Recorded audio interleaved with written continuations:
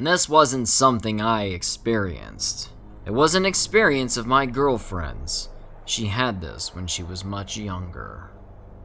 Around 2010, she was at her grandmother's house. It's an old single-wide trailer in the woods that belonged to her great-grandmother before, so it's around 40 years old.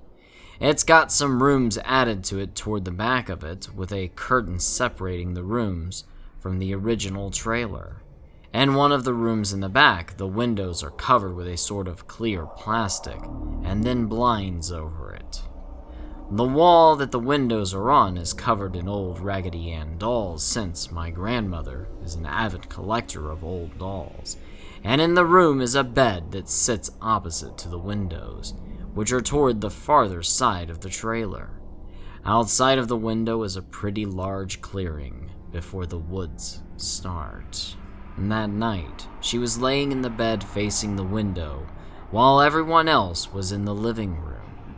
The blind on the window was open this night, and as she looked out, she saw a tall male figure walk up to the window outside. As it was walking up, it seemed to have been looking around, scanning the area as it walked until it noticed the window, and that's when it walked up to the window.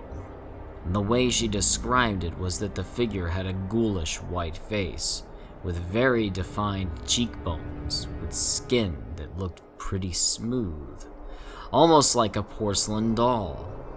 It was wearing very dark black glasses, was bald, and wearing a type of bowler hat, something like you would see some old-timey person wearing.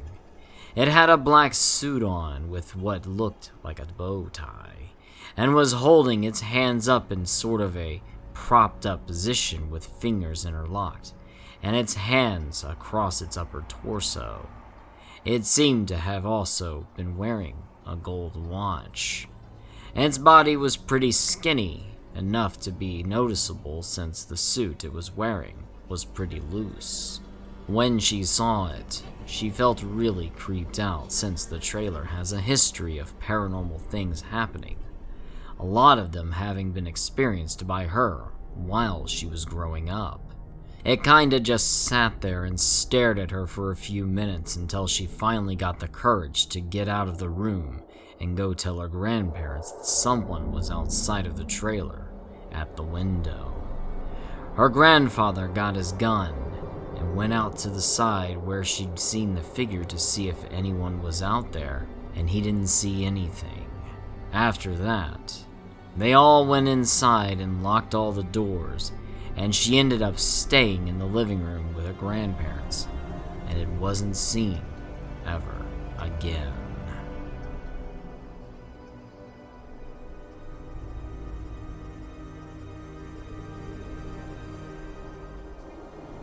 This happened last night. I'm pretty unsettled by this. My partner and I went to bed around 11. An hour later, he got up and went to sleep downstairs, as he sometimes has sleep issues and doesn't want to keep me awake. Later, I heard footsteps. I thought he'd come back to bed. My face was turned away from the door. Something in my gut, however, was telling me to turn and look. I did and saw my partner's figure at the doorway. Though it was dark and my vision was blurry, he had stopped. In fact, he bumped into the frame and caused it to creak, a noise familiar to me whenever I tried to close that door. He seemed to waver a bit, but I wondered why he wasn't getting into bed. Mind you, I was still in a hazy state, and sleepiness ultimately won. So, I closed my eyes, figured he'd get in soon enough. After a while, I sensed he still hadn't got in. So I opened my eyes and there was no one there. I hadn't heard any footsteps, writing it off as a dream or hallucination, and as sleep conquers all again, I drifted back to sleep. At around 5:30, I woke up again. I reached my arm toward where my partner usually sleeps. He wasn't there, but I felt what I thought was a bracelet, or wrist cuff of some kind. Something hard, smooth, cold, and crescent-shaped. I thought that was weird, and I picked it up and set it on my pillow to look at it. But before I could do it, I saw a tall, thin black figure, almost like a stick figure, completely featureless, in front of the doorway. Its height reached the frame, and it seemed to be growing or stretching even taller. I pulled the blanket over me and screamed. Other than that, I was paralyzed. Even my tongue or vocal cords couldn't move the way I wanted, and my screams came out more as just groans. And then I heard a whisper as clear as day. It was a male or masculine voice. It said, "Shut up. No one can hear you." I tried to scream again and whispered again, "Be quiet." I managed to raise my arms and bang on the headboard, and I tried yelling my partner's name. It said, "He's not home.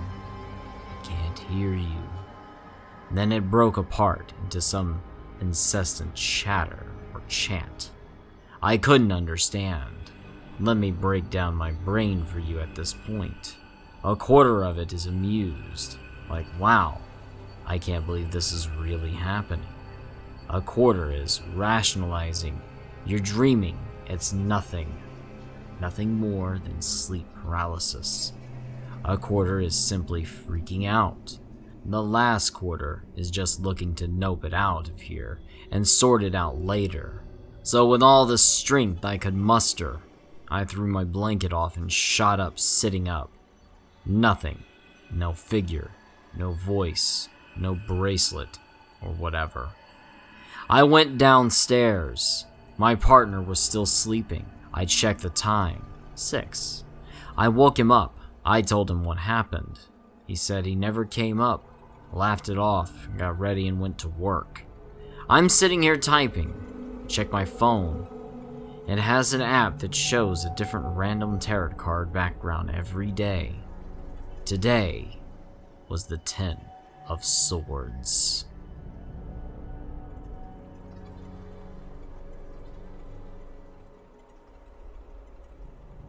Many years ago, when I was 3 to 4 years old, I lived in an old run-down house. This house I don't have many memories of, but there are a few that I have not told to anybody that I still think about today. Back at this house, I found out a few things about myself and met a few people from within until my family moved when I was 6 years old. Alice was a young girl that I met at that house and quickly became friends with.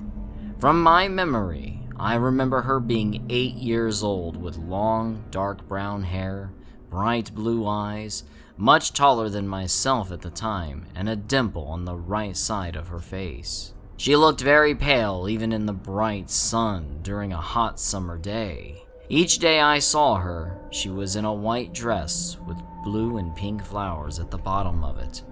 I remember the first day I first met her. I was running around in the dirt yard and ran to the back of the house and fell under the wooden stairs. I remember crying, and then I heard her say, "Hey, why are you crying?" I remember rubbing my eyes and looking up towards the direction of the voice. When I finally looked at her, she was smiling gently, bent over and had her hand out to help me up.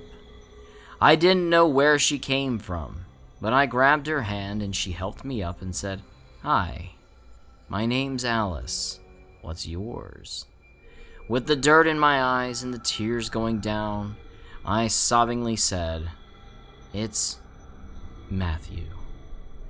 While I cried, she patted my head and said, "Well, Maddie, big boys don't cry under the stairs." She took my hand in hers and started pulling me in the direction she was walking and said, "Let's go find a grown-up." As I walked still with tears in my eyes and rubbing them, I found myself walking in the front door alone with nobody next to me. Soon after, my oldest sister saw me and picked me up and took care of me. During this time, I tried to tell her about the kid I met. I don't remember what she said. The next time I saw her, I believe it was a few days after, I was playing in the dirt yard again. The next time I saw her, I believe it was a few days after, I was playing in the dirt yard again, but behind the old house picking dandelions out of the ground. Alice, still in the same white dress as before, and said, "Hi, Maddie, how are your boo-boos?" At the time, I was too young to remember her voice, so while holding the dandelions in my hands, I turned and looked at her, and then realized it was the same girl as before. I didn't waste too much time in saying, "Do you like dandelions?" We both smiled and laughed together. For many days back in the late 90s, we would play each day from morning to night, for months on end. She showed me all types of games to play, and how to do different things like making a castle out of dirt, and how to play the old game House. One day, while Alice and me were playing outside, we were running around. I ran to a specific corner of the dirt, and while I ran, I heard Alice yell, "No! Don't go over there." I stopped running and turned to her, and didn't see her. I ran towards the area I heard her yell from, but I couldn't find her. I looked for footprints in the dirt to follow, but the most I was able to find were my own footprints. It was days after this when I started to ask everyone in the house, "Where is Alice? I can't find Alice." Each person I asked gave me a similar answer, saying they don't know who Alice is, and they have never seen me play with another kid, much less one with the name Alice. While Alice did come back after a few days, however, it was years after this that I realized what happened. Alice wasn't alive, like I was. Alice was a spirit. Looking back at this time, I realized that I never saw her leave when we were done playing, or when I went outside the house. I never found out her last name, or found out where she lived at, or anything. While this was a mystery to me for a long time, I found out later that my grandmother had seen her. It was a random time, but she asked me one day, "Do you remember Alice?" I didn't answer her, but I just stared at her for a while in silence.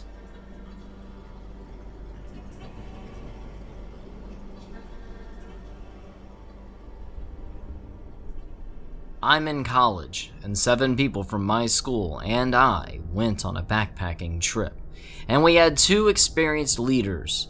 We drove to Zelski State Forest, which is in the Appalachian region of Ohio. It was early April this year, and it was cold, and everything was still dead from the winter. After hiking miles into the forest, we set up camp at the backpacking campsite, and there were a couple other groups of people as well. A few of them were friendly older couples and their 2 college-age girls. Everyone was pretty spread out from each other, and we set up camp farther away from everyone else. I have always been able to sense energy of places, and the energy in the area wasn't great. It was almost spooky. Each of us had individual 1-person tents, and we formed kind of a cluster in the site, with my tent being in the back so no one else was behind me.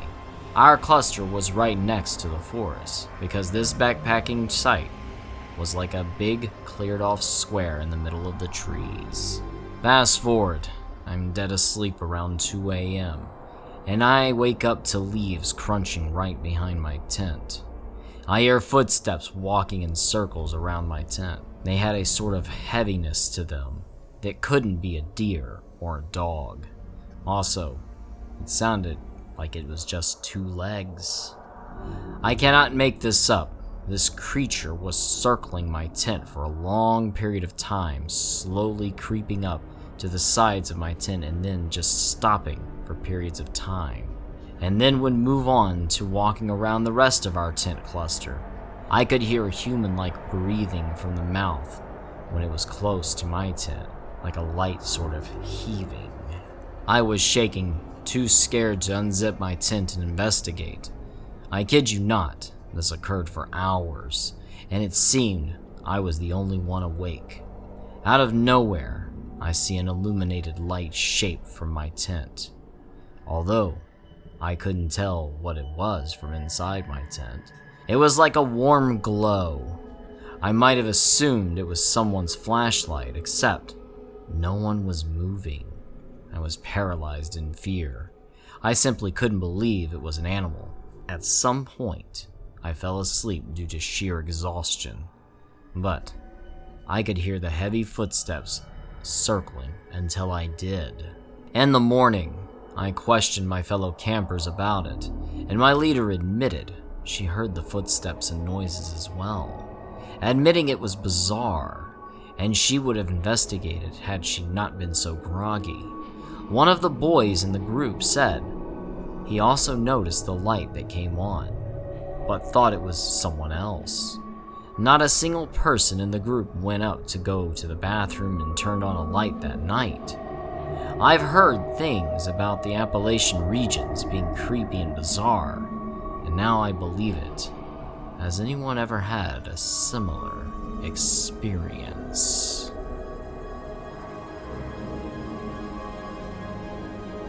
Thank you for watching, and if you enjoyed this video, please give a like, leave a comment, and subscribe.